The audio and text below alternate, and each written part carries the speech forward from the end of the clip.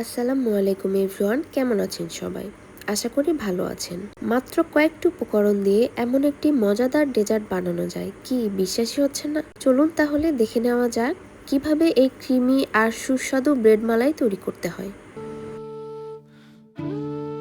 প্রথমেই নিয়ে নিচ্ছি 2 কাপ লিকুইড দুধ।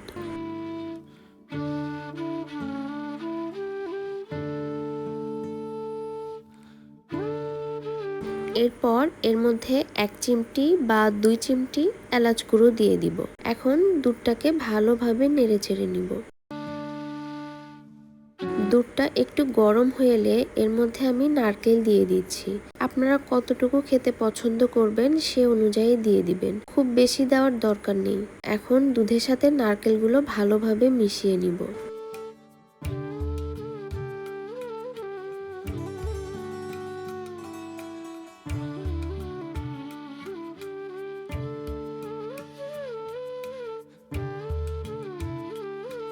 নারকেলগুলো মেশানো হয়ে গেলে এর মধ্যে আমি বাদাম দিয়ে দিব।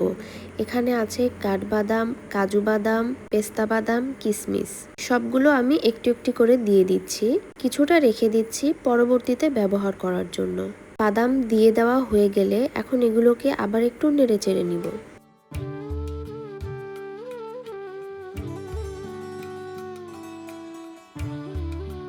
এরপরে এর মধ্যে আমি দিয়ে দিব কনডেন্স মিল্ক। এখানে আপনারা আপনাদের পছন্দ মতো মিষ্টি দিয়ে দিবেন। কনডেন্স মিল্ক দিলে ক্রিমটা আরো বেশি খেতে মজা হয়।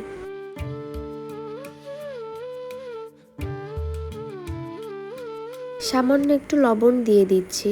আমার আম্মু বলে মিষ্টি কোনো কিছুতে লবণ দিলে মিষ্টিটা ব্যালেন্স হয় এবং আরো অনেক স্বাদ হয়।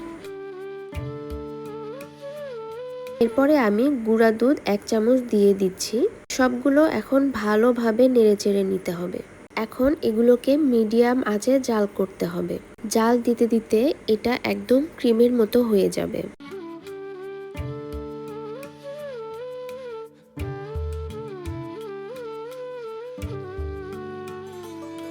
এই তো দেখুন আমার ক্ষীর একদম রেডি হয়ে গিয়েছে। এখন এটাকে আমি একটা সাইডে রেখে দিয়ে মালাই রেডি করে ফেলবো। মালাইয়ের জন্য প্রথমেই আমি এখানে 2 কাপ দুধ নিয়েছি। এর মধ্যে 2 টেবিল চামচ গুঁড়ো দুধ দিয়ে দিচ্ছি। এখন এটাকে একটু হালকা নেড়েচেড়ে নিব।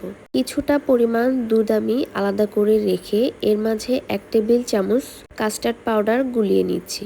এটা সাইডে রেখে দিব। এখন এর মাঝে আমি কিছুটা কনডেন্স মিল্ক দিয়ে দিচ্ছি। খুব বেশি দেওয়ার দরকার নেই যেহেতু আমাদের ক্ষীরের মাঝে মিষ্টি রয়েছে। এর মধ্যে 1 চিমটি পরিমাণ এলাচ গুঁড়ো দিয়ে দিলাম একটু ফ্লেভারের জন্য।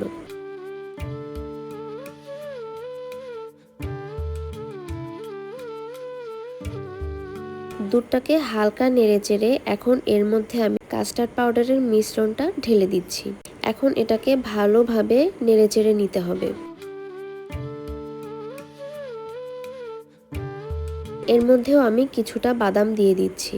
বাদাম দিয়ে দেওয়ার পর এখন এগুলোকে ভালোভাবে নেড়েচেড়ে নিতে হবে। এটাকে খুব বেশি জাল করার দরকার নেই। বেশি জাল দিলে মালাইগুলো বেশি ঘন হয়ে যাবে, তখন ব্রেডে মালাইগুলো ঢুকতে চাইবে না। এর জন্য খুব বেশি পরিমাণ ঘন করার দরকার নেই। এই তো দেখুন, দেখে নিশ্চয়ই বুঝতে পারছেন আমি কতটুকু ঘন করেছি। এটা আমি এখন নামিয়ে ফেলছি। মালাই ব্রেড বানানোর জন্য কিন্তু সব উপকরণ রেডি। এখন এখানে কয়েক স্লাইস ব্রেড নিয়ে নিচ্ছি। ব্রেডগুলো বেলুনি দিয়ে বেলে নিতে হবে। ব্রেডগুলো যদি একদম ফ্রেশ হয় তাহলে বেলতে সুবিধা হবে আরো।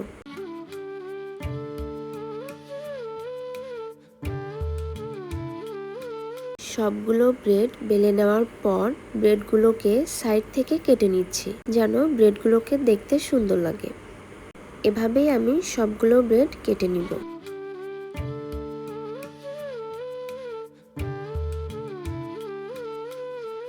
এখন আমি বানিয়ে রাখা ক্ষীরগুলো ব্রেডের ওপর দিয়ে ব্রেডটাকে রোল করে নিব। দেখে নিশ্চয়ই বুঝতে পারছেন কিভাবে করা হচ্ছে। তো এভাবেই আমি সবগুলো রোল বানিয়ে নিব। রোলগুলো একটা বাটিতে রাখবো।